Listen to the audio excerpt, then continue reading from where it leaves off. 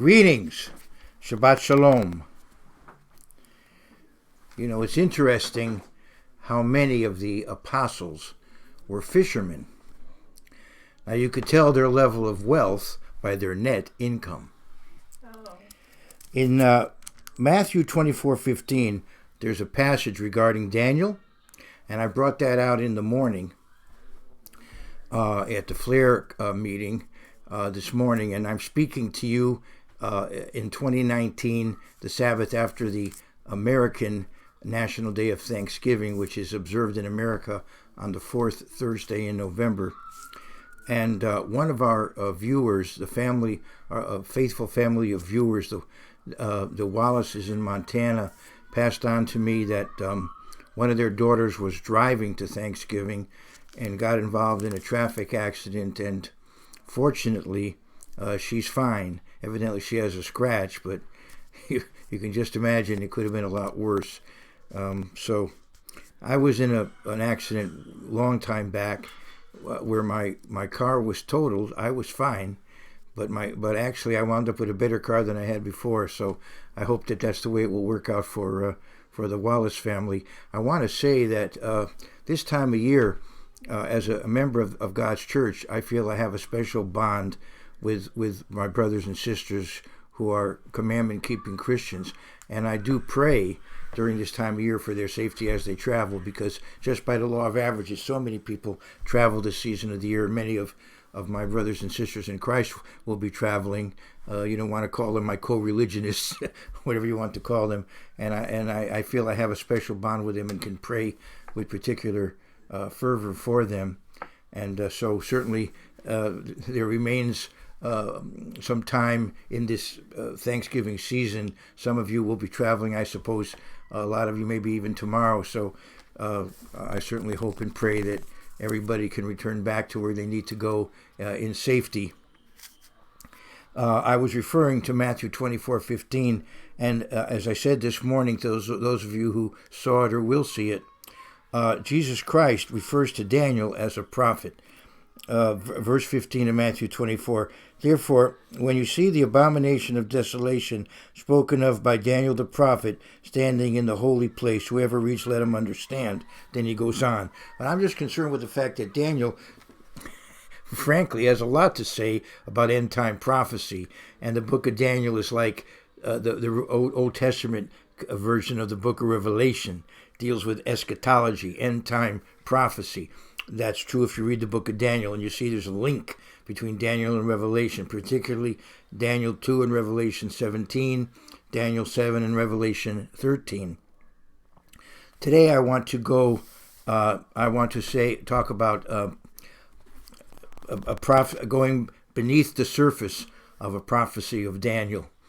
I'll have to figure out what beneath or below, but maybe beneath sounds better, right? Beneath the surface of a prophecy in Daniel. I want to go and I want to mention that this time of year, Daniel, or this season, Daniel has become, I think, quite popular because of what Kanye West did. He did an opera in the Hollywood Bowl where there were 4 chapters of Daniel that he covered, and I want to begin kind of where he finishes, and then go on to the 5th chapter. But what Kanye West has done, I think, is helped to get people back involved in Daniel. There was a movie when I was a little boy that I saw that had a big impact on me. Came out in 1954, and it was called Slaves in Babylon, and that also dealt with the book of Daniel. And I was reading a review of it, and the review was very negative, but actually I think it's a fairly decent dramatization of the book of Daniel. It's not absolutely accurate, you know. It takes license like many biblical movies do, or did and do. But it's still, I think, interesting to kind of get a sense of the book of Daniel. It's called Slaves in Babylon. It's now available, and as I said, I saw it as a little boy. Anyway, I want to go to Daniel, the 4th chapter, and here we see Nebuchadnezzar, who's critically important in biblical history. And if we get back to the general overview of biblical history, the people of Jesus Christ, the Jewish people, were first occupied by the Chaldean Empire based in Babylon, the Neo-Babylonian Empire, and then by the Medo-Persian Empire, and then by the Greco-Macedonian Empire, and then by the Roman Empire. And the Roman Empire, of course, interacted with the New Testament church, and the Roman Empire had various resurrections through history and will yet have another. And so if we have that much background from the book of Daniel and the book of Revelation, that will be helpful. We also see that this world civilization, this world empire that opposes God, seems to have its post-flood origins in the Tower of Babel. So we have this, Babel versus God, and finally the end time resurrection of the Roman Empire is also Babylon, the final Babylon. Just as we had the Tower of Babel, just as we had the Neo-Babylonian Empire that began the process of the subjugation of God's church, we have that final end time Babylon. So Nebuchadnezzar becomes a type of that final empire. And in Daniel 4 and verse 24, we see the prophecy of what would happen to him. Basically, he saw a tree. The tree was chopped down. The tree was bound, and 7 times were to pass over it. This is the interpretation, O King Daniel says to Nebuchadnezzar, and this is the decree of the Most High, which has come upon my lord the king. They shall drive you from men. Now, see, the problem with Nebuchadnezzar was his arrogance. You talk about it in a megalomaniac, and he learned. He did learn. They shall drive you from men. Your dwelling shall be with the beasts of the field. By the way, in Daniel, the 7th chapter, if you go into it, you'll see that. I wasn't going to comment on this, but I will. The Chaldean Empire is pictured in Daniel 7:4. The first was like a lion and had eagle's wings. So it certainly covered a great deal of territory. It was fierce like a lion. It was very majestic. It was the head of gold in Daniel 2. I watched till its wings were plucked off, and it was lifted up from the earth and made to stand on 2 feet like a man, and a man's heart was given to it. So Nebuchadnezzar, the greatest of the rulers of the Babylonian Empire of that day, which was the first of the major 4 world ruling empires, he was humbled, and he became human rather than animalistic, and so we see that in Daniel 7:4. And so here's the process. What happened? He in effect lost his mind, became literally like an animal for 7 biblical times, and then his sanity was restored, and he repented of his former attitude. Anyway, they shall drive you from men. Your dwelling shall be with the beasts of the field, and they shall make you eat grass like oxen. They shall wet you with the dew of heaven, and 7 times shall pass over you, till you know that the Most High rules in the kingdom of men and gives it to whomever he chooses. We have to keep in mind that there is a divine supervision over what happens in the world. And the best thing we can do as Christians is not to involve ourselves in this world's politics, but to pray, and at times to fast, and to keep very close to God, and our prayers will have a powerful impact. That's what the Bible tells us. We don't need to get involved in politics, which it's like, in effect, in a way, it's like a war, and lives are destroyed in politics in many ways, reputations, and there's a tremendous amount of just very aggressive kind of activity that goes on in politics. I don't want to say too much about that, but what I'm saying is that understand that God rules, and that our prayers will have an impact on the way things go. And in fact, God already has a plan in mind. He's prophesied ahead of time what's going to happen, and he'll see to it that things work out the way he intends, because he is the ultimate winner. Ultimately, there will be the kingdom of God established on earth, as we know. Well, anyway, when we come to the end of chapter 4, at the same time, I'm breaking into a thought, but this is when Nebuchadnezzar comes back to sanity. Daniel 4:36. At the same time my reason returned to me, and for the glory of my kingdom my honor and splendor returned to me. And for the glory of my kingdom my honor and splendor returned to me. My counselors and nobles resorted to me. I was restored to my kingdom, and excellent majesty was added to me. So, he could be grateful that they remained loyal to him during that period of time. Then when he was able to resume control, he did. Now I, Nebuchadnezzar, praise and extol and honor the King of heaven, all of whose works are truth, and his ways justice. And those who walk in pride he is able to put down, as Nebuchadnezzar learned. Now when we get into the 5th chapter, we find that his grandson, Belshazzar, had not unfortunately learned that lesson. Now, he's called here the father of Belshazzar, so, speaking loosely, we speak in America about our founding fathers. So he was, yes, the father of Belshazzar, but more literally his grandfather. But here he's called the father in a more generic sense.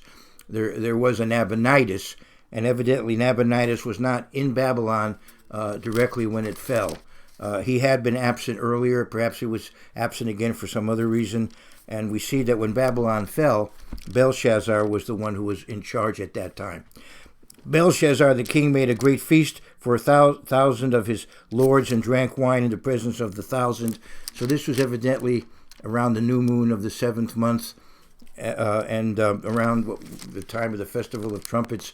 And that was a festival time in evidently for the Chaldeans. While he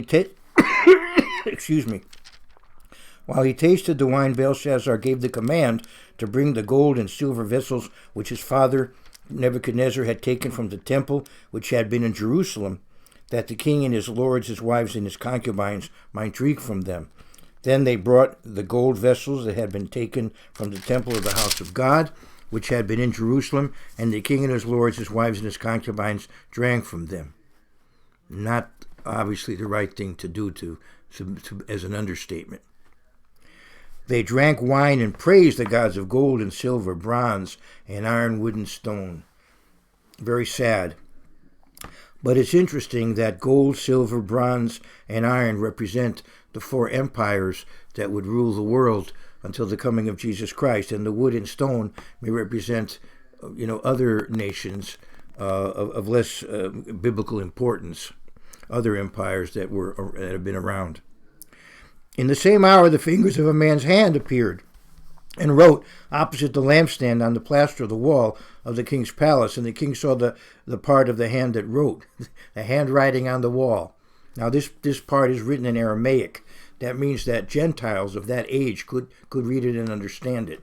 It was written not only for the church, but for the general public, you could say.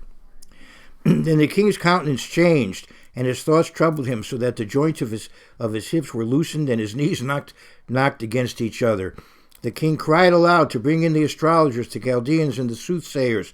The king spoke, saying to the wise men of Babylon, "Whoever reads this writing and tells me its interpretation shall be clothed with purple and have a chain of gold around his neck, and shall be the 3rd ruler in the kingdom." 3rd ruler? Yes, because as I said, he had a father who was still alive and may not have been there at that moment, but was over him.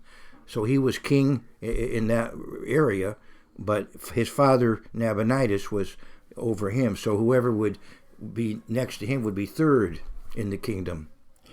Now all the king's wise men came, but they could not read the writing or make known to the king its interpretation. So the way it was written perhaps was in such a way you had to be somewhat innovative in order to make sense of it. But even if you could, you wouldn't necessarily know what it meant.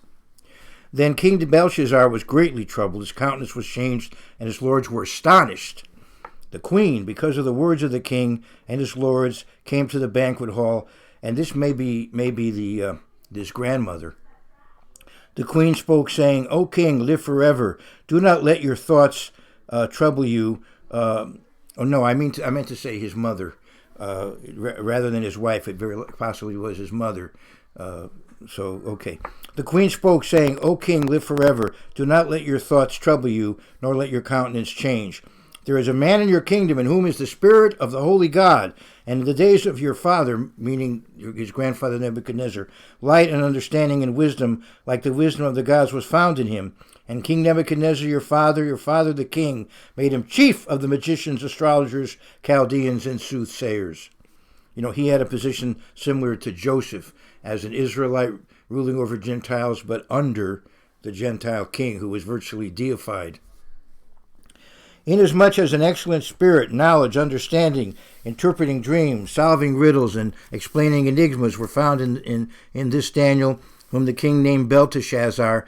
Now let Daniel be called, and he will give the interpretation." So Daniel and the three Hebrew young men, when they first started, the three Jewish men with him, Daniel and the three men who were of the captives, they had Hebrew names. They were given Aramaic names with pagan significance by the rulers of Babylon. So he was Daniel and also Belteshazzar.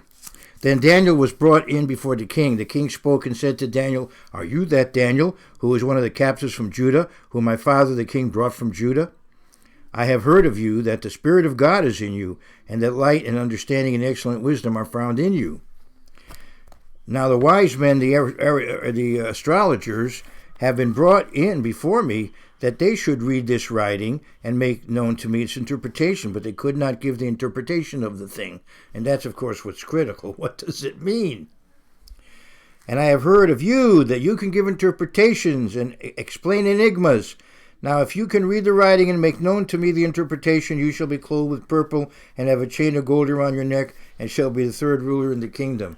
And that, of course, Daniel was not necessarily, in a Game of Thrones. That wasn't his priority.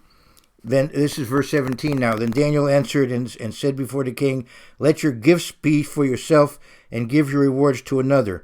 Yet I will read the writing to the king, and make known to him the interpretation." Now, just by doing this, Daniel was, in effect, being very courageous, because he's not going to tell the king what he wants to hear. "O king, the Most High God gave Nebuchadnezzar your father a kingdom and majesty, glory and honor. And because of the majesty that he gave him, all peoples, nations, and languages trembled and feared before him. Whomever he wished he executed, whomever he wished he kept alive, whomever he wished he set up, and whomever he wished he put down. But when his heart was lifted up, and his spirit was hardened, in pride he was deposed from his kingly throne, and they took his glory from him." And as we know, 7 times passed over, and fortunately he was able to resume the throne after that period, but he had 7 times of what let's call insanity. "Then he was driven from the sons of men," verse 21. "His heart was made like the beasts, and his dwelling was with the wild donkeys. They fed him with grass like oxen, and his body was wet with the dew of heaven, till he knew that the Most High God rules in the kingdom of men, and appoints over it whomever he chooses. But you, his son, Belshazzar, have not humbled your heart, although you knew all this." So evidently what he was telling him, what he probably did hear after all, and he should have been impacted by that. When the king is out of his mind for 7 years, his grandson's going to hear about it. "And you have lifted yourself up against the Lord of heaven." We saw earlier what he did. "They have brought the vessels of his house before you, and you and your lords, your wives, and your concubines have drunk wine from them. And you have praised the gods of silver and gold, bronze and iron, wood and stone, which do not see or hear or know, that the God who holds your breath in his hand and owns all your ways, and the God who holds your breath in his hand and owns all your ways, you have not glorified." There was one minister always used to say, "We depend upon God for every breath of air we breathe and every beat of our heart." I want to mention that when Nebuchadnezzar was restrained for those 7 times, I want to go back, if I may, to the symbolism of the tree and what is done with the tree to restrain it. I want to go back to Daniel 4:23. If I may, Daniel 4:23. "Inasmuch as the king saw a watcher, a holy one, coming down from heaven and saying, Chop down the tree and destroy it, but leave its stump and roots in the earth." Okay, so the tree is chopped down. Nebuchadnezzar was humbled, but he came back. So the stump was left, and the roots are there in the earth, bound with a band of iron and bronze in the tender grass of the field. Let it be wet with the dew of heaven, and let him graze with the beasts of the field till 7 times pass over him. But if you want to look at this as a prophecy of that end time Babylon, if you're projecting now into the end time, you could see that a restraint occurs where there's going to be 7 biblical times that will come upon this empire before it is revived in its final form. And it's interesting, there's a band of iron and bronze around the tree stump. Although iron is mentioned first in terms of materials, but it's interesting that iron is perhaps the most dominant one, because the final empire has various resurrections, and it's the one that is there at the end time with the 10 toes of iron and clay, those materials. I'm trying to think of the right word, like a pottery material and pottery material and iron, but also bronze is there, because the Bronze Empire came as the third one, and then the iron came as the fourth one, and that's the one that persists through history from time to time. But the Roman Empire, the iron had still owed a lot to the bronze one, the Greco-Macedonian beforehand. It really preserved much of the Greek civilization as well with it. And so those two metals are there restraining the tree. So that's part of, I think, the historical picture that we see in the book of Daniel. And I want to go back now to Daniel 5, to the handwriting on the wall. And then the fingers of the hand were sent from him, and this writing was written. And this is the inscription that was written: Mene, Mene, Tekel, Upharsin. Aramaic, count, weigh. And you could translate this, and they divide, or you could translate it in a loose way as divisions. And it's a play on words, because the Parsi is a Persian. The Parsiim are the Persians, and they're the ones who are going to conquer the Babylonian Empire of that age. The Parsiim, the Persians. There's a group of people in India today who have preserved the ancient religion of Persia, Zoroastrianism, and they're called Parsis. Now, u is the word for and in is the plural. So we have the basic word PHRS. The Semitic languages, Hebrew and Aramaic, are based on 3-letter roots. So you have P, R, and S. Now the P becomes PH after the U. So it's a P or an F. The actual letter is Pe. So you have Pe, Resh, and then Sin. Those 3 letters, that's the root. And so later on, it has the vowels Peres. So we go from farce, P-H-A-R-S, to P-E-R-E-S, but the root remains the same, P-R-S. It's pronounced farce here and Peres later on. And by the way, the language of the Persians, if you know, the Iranian language is called Farsi. So anyway, he says, this is the interpretation of each word. Mene, God has numbered your kingdom and finished it. All right, so we see that. Tekel, you have been weighed in the balances and found wanting. There's also a play on words here in the sense that in the Hebrew, this could refer to being considered light, being made light in terms of weight. So in other words, you're morally light. You're lacking. Okay. Peres, and you could look at this word as division, right? And it could mean breaking in half. It's going to go a little longer today, people, so you're going to be patient, I hope. Peres, your kingdom has been divided and given to the Medes and Persians. So there's a lot of wordplay going on here. I'll stop right here because Babylon fell that night. That's what's important. Babylon fell that night in the autumn of 539 BC, probably at the time of the new moon. It was dark. That was one thing that helped Cyrus's army to conquer, probably the darkness. And I won't go into how they did it. That's a very interesting story, which also is associates with the Bible, with Bible prophecy, but that will be maybe for another time.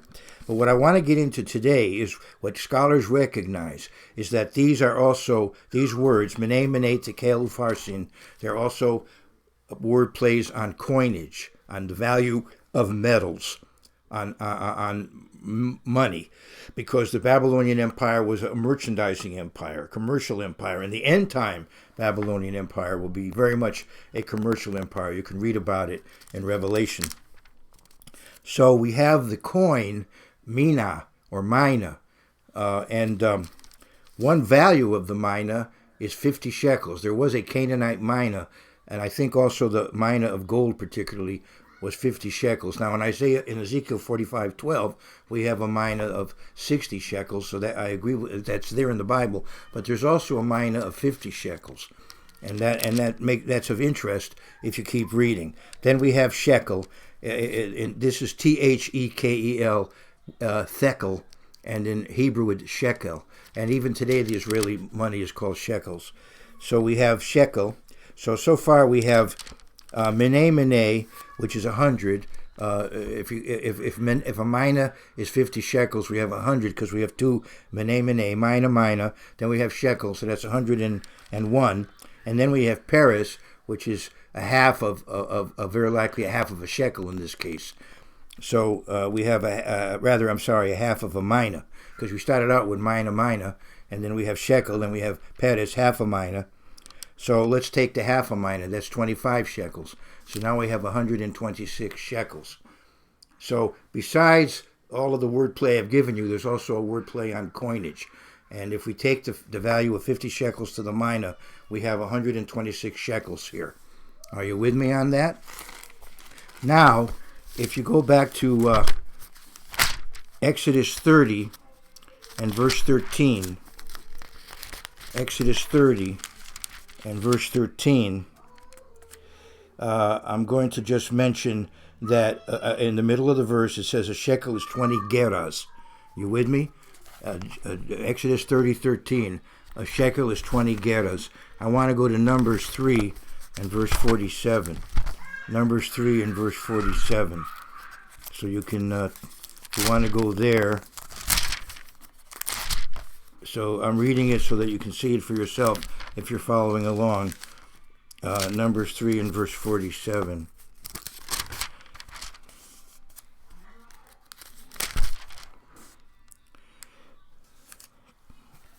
And again, it says the shekel. I'm reading the last few words of the verse. The shekel is of 20 gerahs. All right, which is the shekel of the sanctuary. The shekel of the sanctuary is 20 gerahs. You're with me? So let's take 20 times 126. Let's take this value in terms of a gerah. And what you have is 2520. Now 2520, that number of days represents 7 biblical times. Remember, Nebuchadnezzar was insane for 7 biblical times. And 7 biblical times is 2,520 days. Let me go back to the book of Genesis. Here we have the captain's log for the flood. We have Noah's captain's log. And these are not star dates, these are deluge dates. So we go to 7:11 of Genesis. In the 600th year of Noah's life, on the 2nd month, the 17th day of the month, on that day all the fountains of the great deep were broken up, and the windows of heaven were opened. Excuse me. So it's the 2nd month, 17th day of the month. Now go 150 days.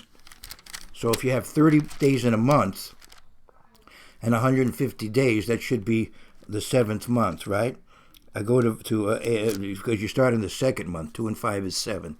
So I go to Genesis 8 and verse 3. And the waters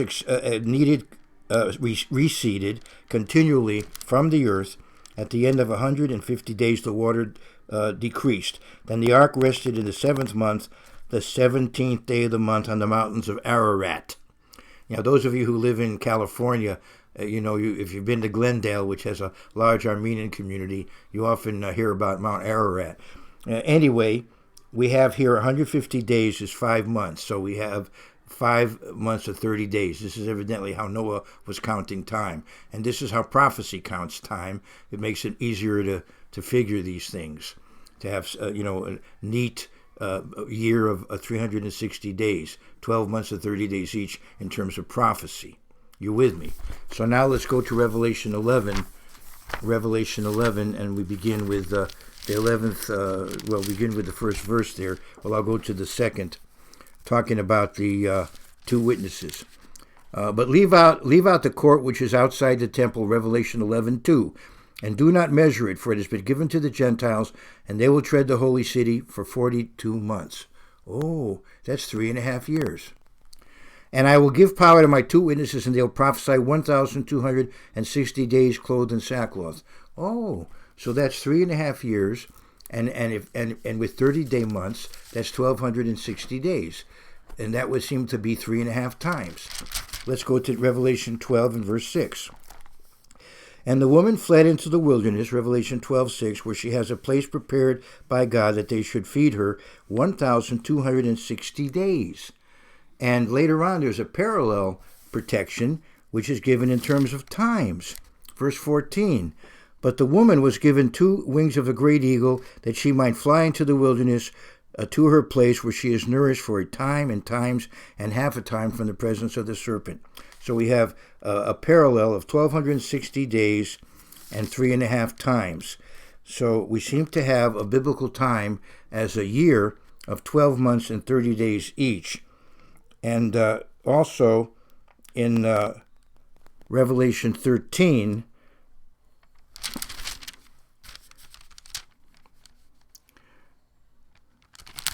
we have also some similar language there.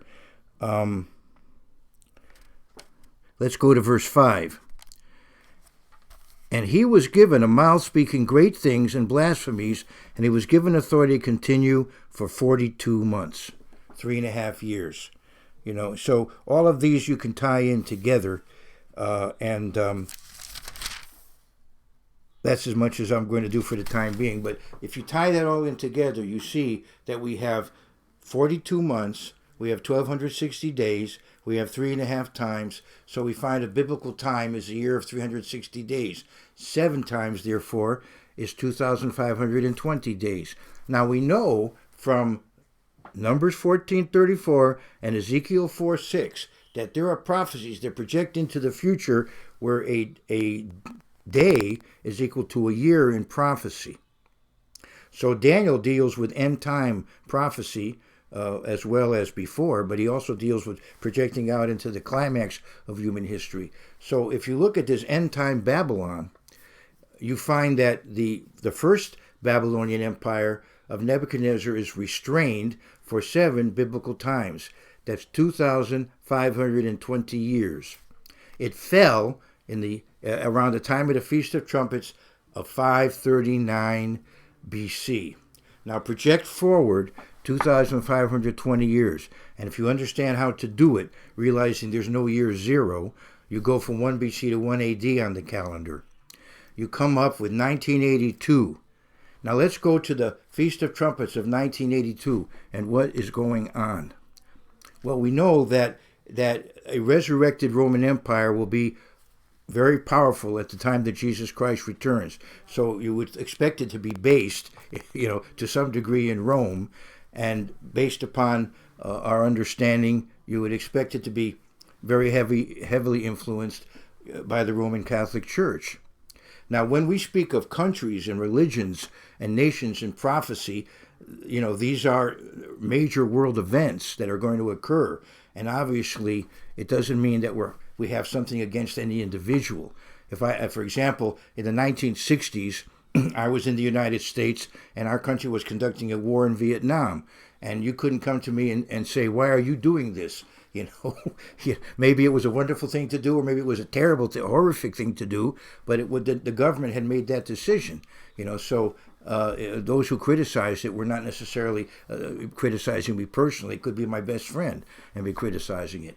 All right, so we understand when we talk about prophecy, we're talking about international trends. We're not picking on any individual person one way or the other. So if nations act a certain way or religious institutions act a certain way, that's what happens in terms of history. Each individual is responsible for himself or herself. So anyway, as I said, as we get to the end time, we find a resurrection of the Roman Empire, closely associated initially as it rises and gets powerful with Roman Catholicism. Later on, it turns on the church if we keep reading. So, keeping that in mind, let's go 2,520 years from 539. We come to the Feast of Trumpets of 1982, and all of a sudden, events begin to happen that really culminated in the fall of the Soviet Empire. There were certain personalities at that time that had a lot to do with it. President Reagan in the United States, Margaret Thatcher in Great Britain. There were assassination attempts on both of them, as far as I know. Now, Reagan, of course, was wounded. Margaret Thatcher, I think, never did get wounded, but I think there were attempts on her life. And then Pope John Paul II, there were attempts on his life also. But these three figures were very critically important in the fall of communism. But a very important fourth one was Helmut Kohl in West, at that time what was West Germany. And in the fall, around the Feast of Trumpets of 1982, the Free Democrats had been in coalition with the Social Democrats. They jumped off that coalition, and so that the government fell.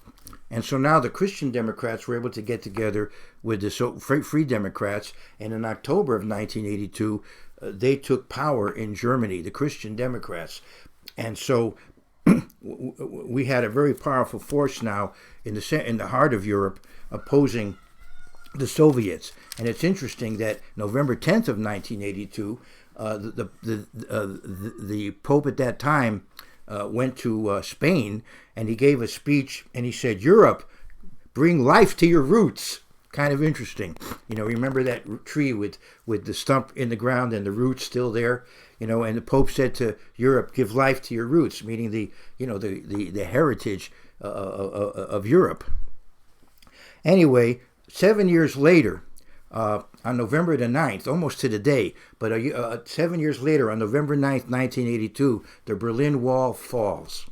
All right? And 1989, 7 years later, November 9th, 1989, the Berlin Wall falls. So now we have the very rapid end of the Soviet Empire. Now this gives Europe a chance to begin to revive its power, and it takes time for that to happen, but the door has now been opened for that. The restraints are off. Now initially we see the beginning, we see the European community.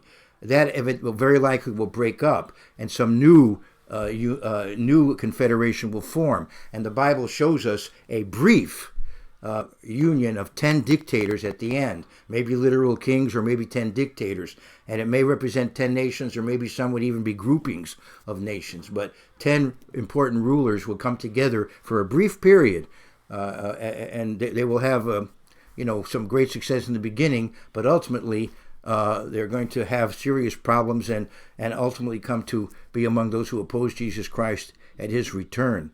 So you see, if you go beneath the surface of the book of Daniel, you see that Daniel 5 has some very serious implications. And I wanted to share that with everybody. I decided I would stick my neck out today and talk about some end-time prophecy.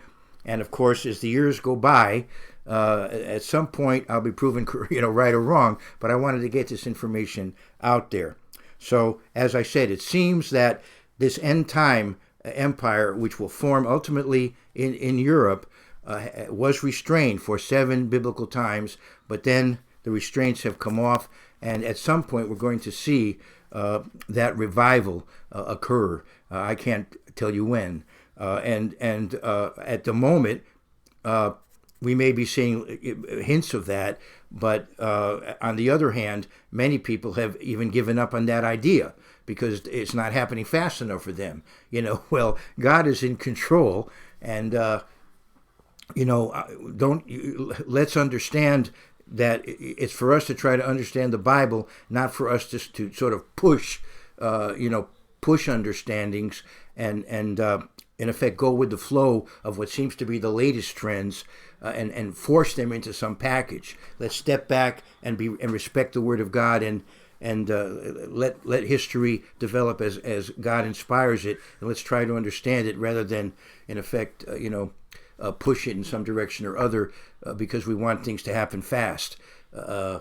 It's amazing to me as I look back on the history of students of prophecy that there's always these predictions that it's right away, it's coming soon, but meantime history goes on. Right now, if you a great biblical chronologer, somebody I highly respect, he's no longer alive, but if he were alive, according to his scholarship, we're in the year 6002, and I'm still talking to you in relatively normal times, so many of us thought that by 6002 that wouldn't be the case, but it is.